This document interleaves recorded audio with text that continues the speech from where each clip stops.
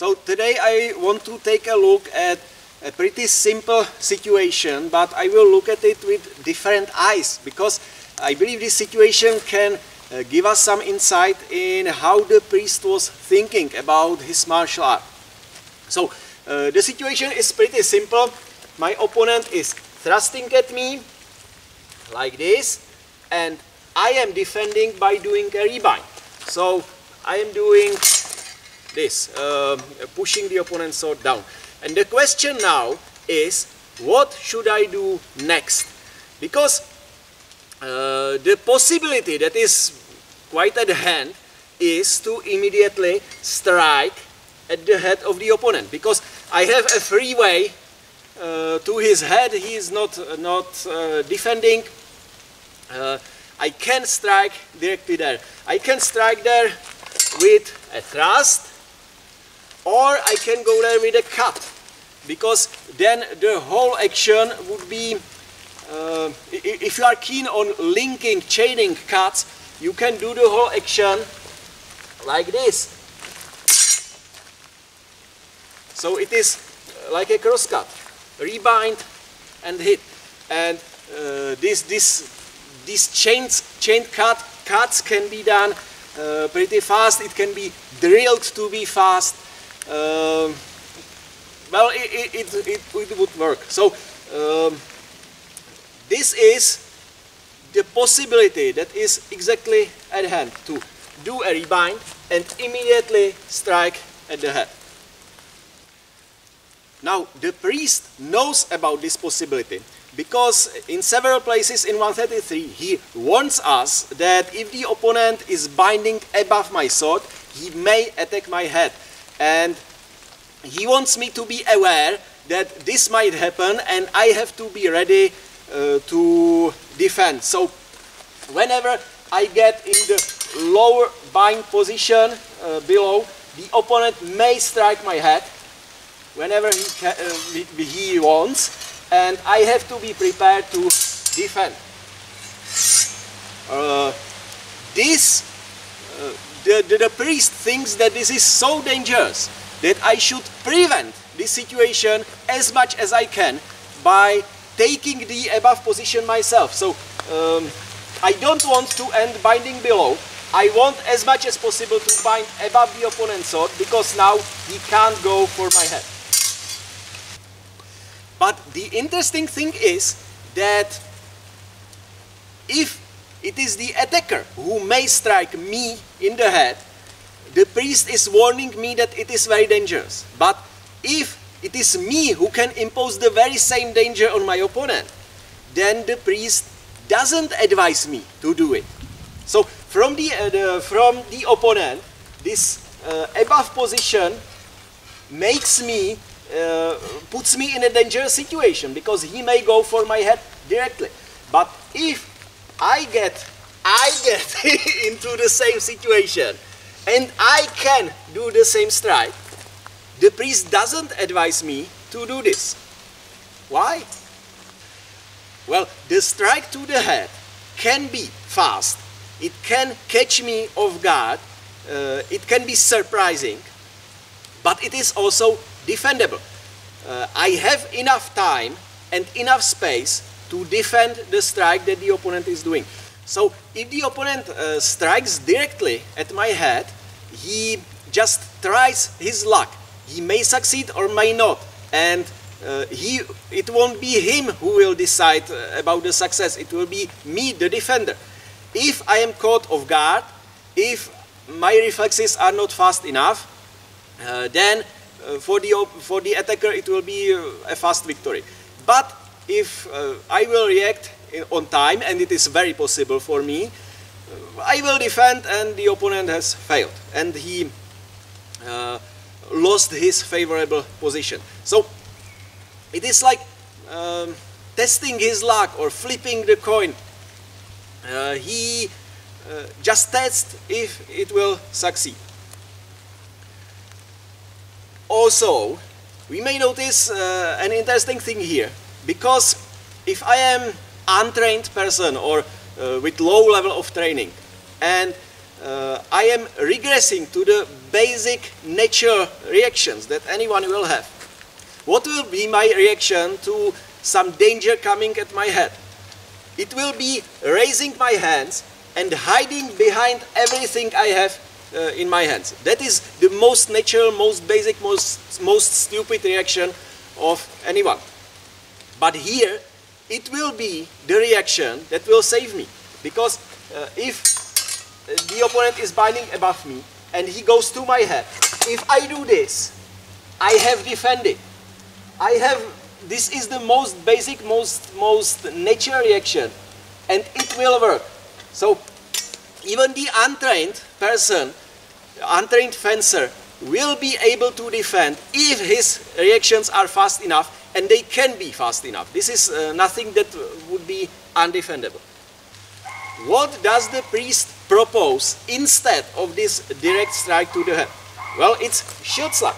I have done my rebind, and according to the priest, now I should do a shield slug to the hands and then strike to the head. So I am doing a longer action. It consists of two steps. First shield slug, then strike to the head. But it will still end with striking to the head. So where is the difference? I believe the priest here is trying to develop a better situation so that in the end he will be able to strike with more certainty. Because if I would strike immediately, I'm trying luck. He might be able to react or not. But if I first do a shield slug and then strike, now the opponent has quite limited options for defense because he can't raise his hands. If he would react in the natural subconscious way, he can't because I'm holding him down. His defensive options are limited. So because I have done the first shield slug, then the next strike will have much higher chance of success. What more, the priest here is retaining a lot of control over the weapon of the opponent, because at the beginning of my action I am taking the control of the opponent's sword by my sword. So I am controlling his sword by my sword. Now, then I am adding a second point of control. So now I am controlling the opponent's sword or sword arm at 2 points. And only after that I am releasing the first point of control and attacking him.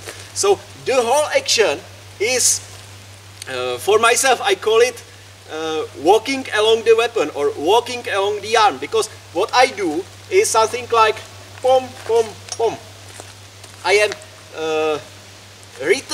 always retaining at least 1 point of control, and I am slowly closing in, I am slowly walking towards the attack. And I am doing it because I don't want to ever lose control over the opponent's arm, because in this way I am making sure that he won't do anything nasty during my attack. So this priest's action is slower but retains more control, and it is like about slowly in several steps progressing to the certain victory.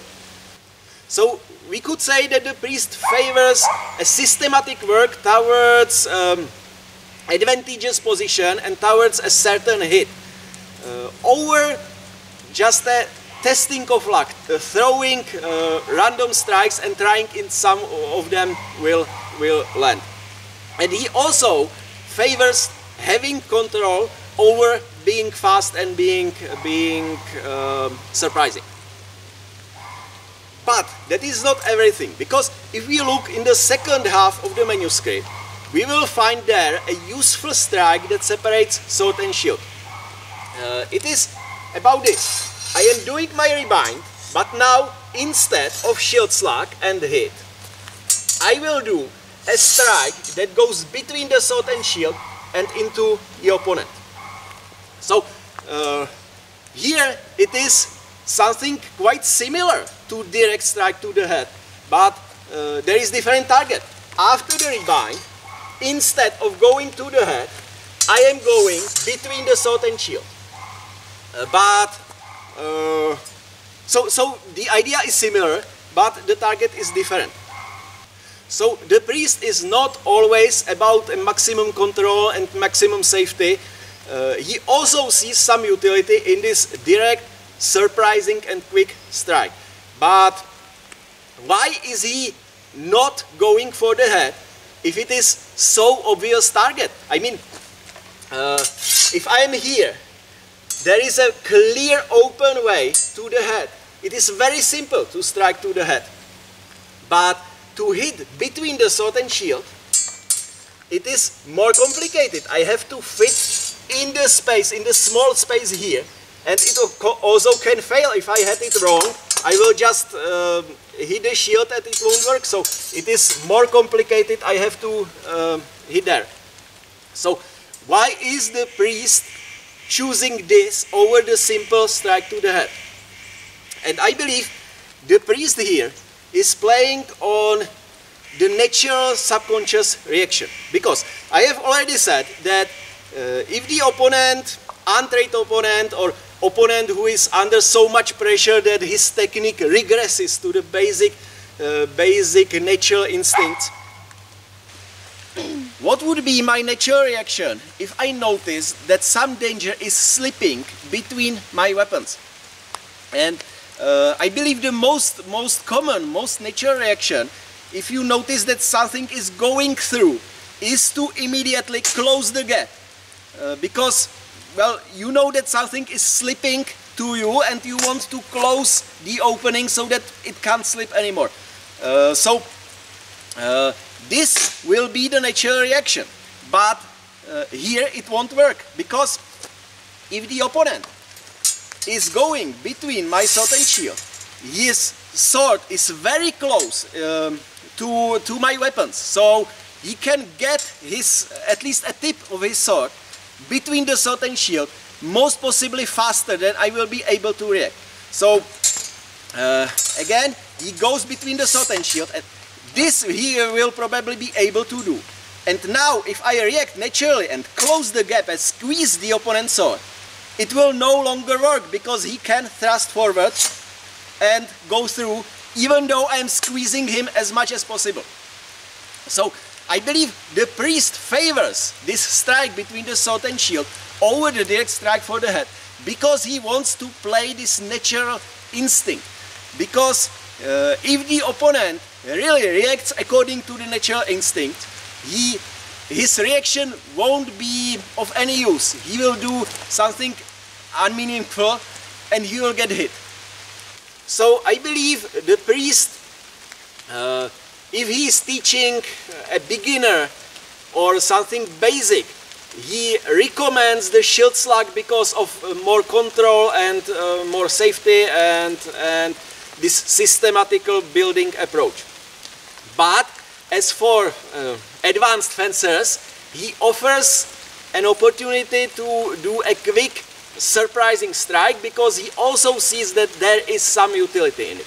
But still, he is trying to be as clever about it as possible. So the most obvious strike to the head he won't do, because he is trying to play your natural reactions or the opponent's natural reactions against him and make the strike, give the strike possibility to hit as much as possible. We can also see that the priest is using this same mechanism if he does a rebind on the other side. We have switched sides, and now if I would do rebind on this side, this is the same. I will end in the same situation as after mutatio gladi. If I was low and I would do mutatio gladi, I will end exactly in this situation. And now the priest solution is nuken. It is a strike between the sword and shield. He is going for this option because this is the second best option, and the first best option is not available here, because if I were to do some kind of shield slug here, I can, but there is no way for direct strike because I'm crossing my hands. So on this side he can't do the most safe, the most controlled situation. So he is going for his second possibility, which is using this strike between sword and shield and playing the opponent's reactions against him. So that's it.